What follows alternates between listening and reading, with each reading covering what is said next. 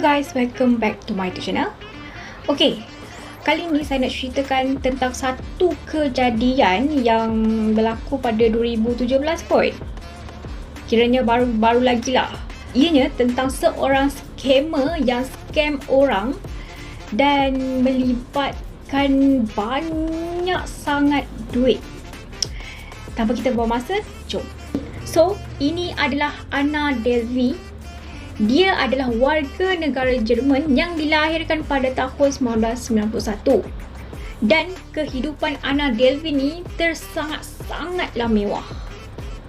Dia bukannya setakat macam mewah yang biasa kita dengar, yang macam contoh dekat Malaysia ni yang macam mewah, macam tu.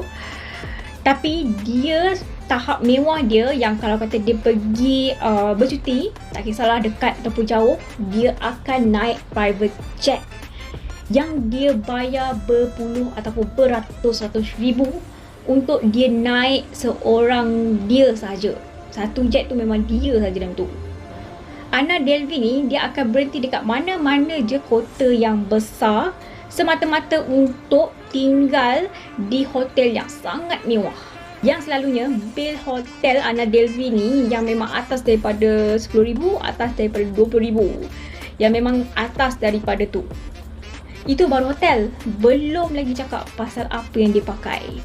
Memang lagi mewah lah daripada hujung rambut sampai lah hujung kaki.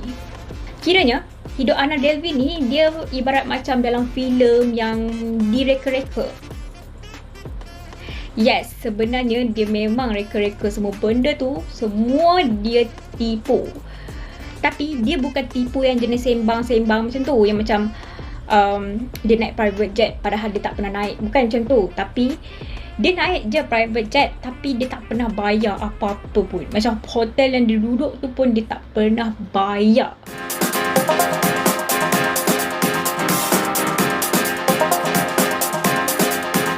So, ini adalah cerita yang betul. Okey, nama sebenar Anna Delvey ni adalah Anna Sorokin yang dilahirkan pada tahun 1991. Tetapi bukan dilahirkan di Jerman. Dia dilahirkan di Rusia tapi dia cuma membesar di Jerman.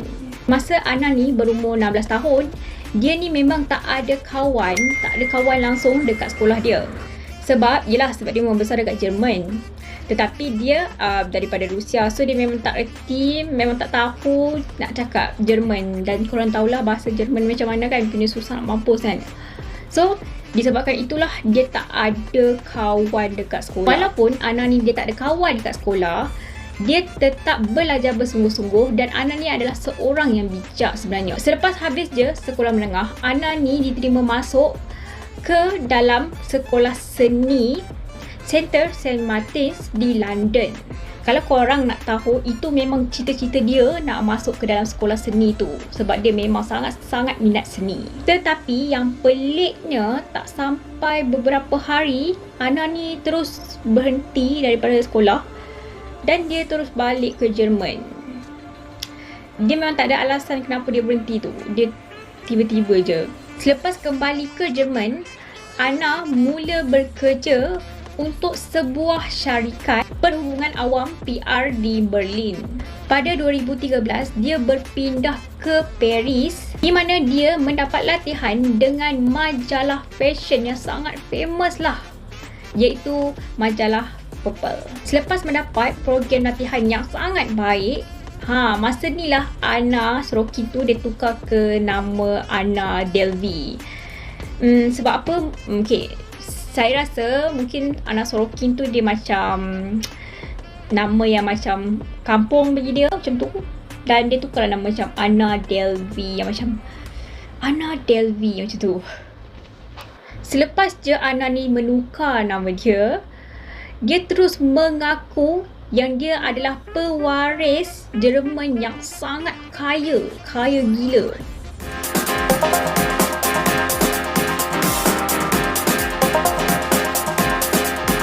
Kemudiannya berpindah ke New York. Sebab kan sebelum ni dia ada buat latihan dekat Paris kan. So ada beberapa orang yang kenal latar belakang dia. Jadi dia tak boleh lah macam nak mengaku dia tu adalah pewaris yang kaya raya apa semua. So dia berpindah ke New York. Dan kalau korang nak tahu, New York ni memang ramai gila orang yang kaya duduk kat situ. Di mana Anna ni berpura-pura menjadi wanita yang sangat kaya. Semasa Anna ni sampai je dekat hotel, kan hotel yang mahal mesti ada orang tolong bukakan pintu kan. So Anna ni dia akan bagi je dekat siapa-siapa yang membantu dia. Kadang tu orang yang tak membantu dia pun dia bagi je dalam $100 macam tu.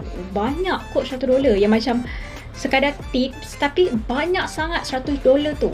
Yang macam orang tu tak cakap apa, yang berdiri je sebelah dia pun dia bagi juga $100. Dan ini menyebabkan nama Anna tu sangat famous dekat New York. Yang macam, oh itulah Anna Delvey yang bagi duit dekat orang sesuka hati, yang macam banyak gila duit apa semua kan. Dari situlah Anna mendapat gelaran yang dia memang sangat-sangat kaya.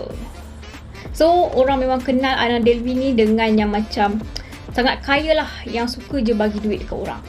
Dan Anna ni cuma akan lepak dan akan duduk dekat tempat yang mewah saja, yang dengan orang yang banyak duit je. Dia akan duduk dengan orang-orang macam tu je, walaupun dia tak ada duit.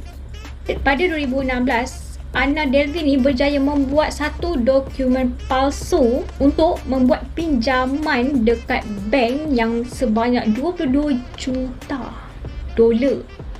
Dia mendakwa peminjaman itu digunakan untuk membina projek komersial impiannya, iaitu sebuah Soho House. Tetapi bank cuma bagi $100,000 saja. Yelah, 22 juta kot.